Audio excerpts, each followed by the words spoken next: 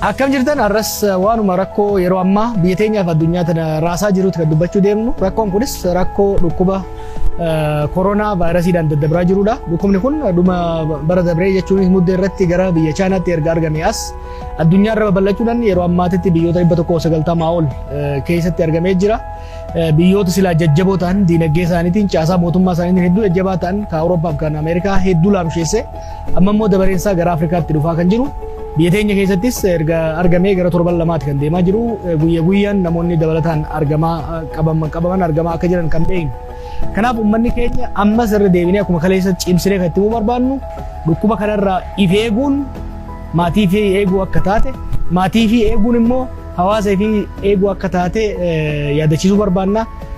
Dhukkuba kanarraa of eeguudhaaf malli guddaan harka fi qulqulleeffachuu yeroo qufaan harka fiititti yookiin immoo raasaa irratti osoo hin taane ciqilee ofii keessatti qufa'uun barbaachisaa akka taate san bira dabreetis hanga danda'ametti hoggaa tetteenyus hoggaa deemnus hamma danda'ametti walirraa fagaannee walirraa sissiinee taa'uun deemuun hedduu fardii akka ta'ee fi hedduu barbaachisaa akka ta'e ogeeyyoonni fayyaa barsiisaa jiranii. Uummanni keenya illeen kana dhaga'ee gorsa hojjeteen hanga ammatti hubannaan gaariin akka jiru kan abdataa jirru.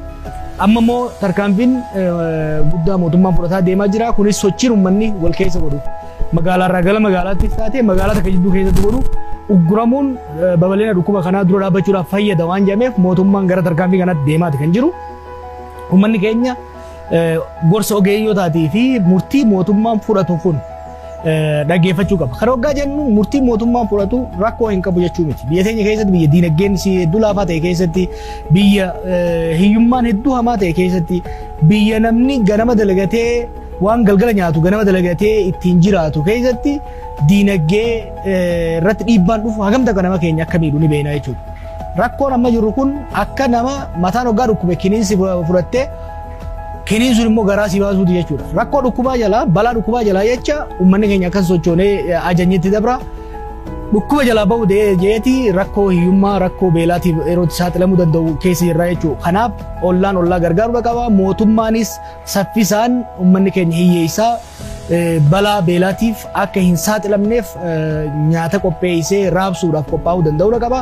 Nutis uummanninis hundinuu hanga humna isaatiin wal gorsuudhaan wal kunuunsuudhaan wal bira dhaabbachuu keessattuu immoo ogeeyyonni fayyaa lubbuu uummata keenyaa baraarsuudhaaf hojii hojjetan keessatti balaa kanaaf yoo saaxilaman taate nu hunda rakkoon guddaa waan gahuuf waan ittiin eegan waan akka maaskiidhaatii fi waan akka gilaavii dhiheessuun hedduu barbaachisaadha. Kana mootummaanis godhuu qaba. Nutis uummanninis warri waa qabus hundinuu wal gargaaree wal bira dhaabbachuun wal gargaaruun barbaachisaadha. Dhumarratti rakkoo kanarra aanuudhaaf gaheen qaamota nageenyaa kan poolisaatii fi kan makalaakaadhaa hedduu barbaachisaadha. Yeroo kana keessatti namuu qajeelfama isaanii dhaggeeffachuun baay'ee barbaachisaadha. Isaanis uummataan wal kabajanii uummataan wal dhaga'anii qajeelfama itti kennamu raawwachuu irra deemuu danda'uu qabani. Kana jechuun murtii uummanni akkan sochoone gochuu san hojiitti hiikuu keessatti uummataan osoo walitti hin bu'in manguddoo biyyaatiin dargaggootaan walii tumsanii hojjechuu qaban. Vaayirasicha akka isaan hin qabnes poolisiin komishiinaroonni poolisiitis akkasumas mootummaan waan ittiin eegan dhiyeessuu qaba. Uummanninis dirqama isaanii kana beekee fi dirqama isarraa eegamu akka bahu dhaamsa dabarsuu barbaanna.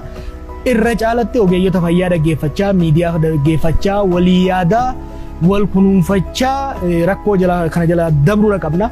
Rakkoo kana akka laayyootti yoo kalaallu taate rakkoo kana laaffifnee yoo kalaallu taate gaagama fayyaa dhibamuu fi du'uu bira dabree hawaasummaa keenya diinagdee keenya hedduu laamsheessee biyya teenya hiyyeetti daran kan hiyyoomsu uummata keenya hiyyeessa kana daran kan hiyyoomsu beelaaf saaxiluu danda'u akka ta'e beeknee namu mootummaarraa hanga qonnaan bulaatti barataarraa hamma barsiisaatti dargaggeessarraa hanga manguddootti wal taanee waliin hojjechuun hedduu barbaachisaadha jedha.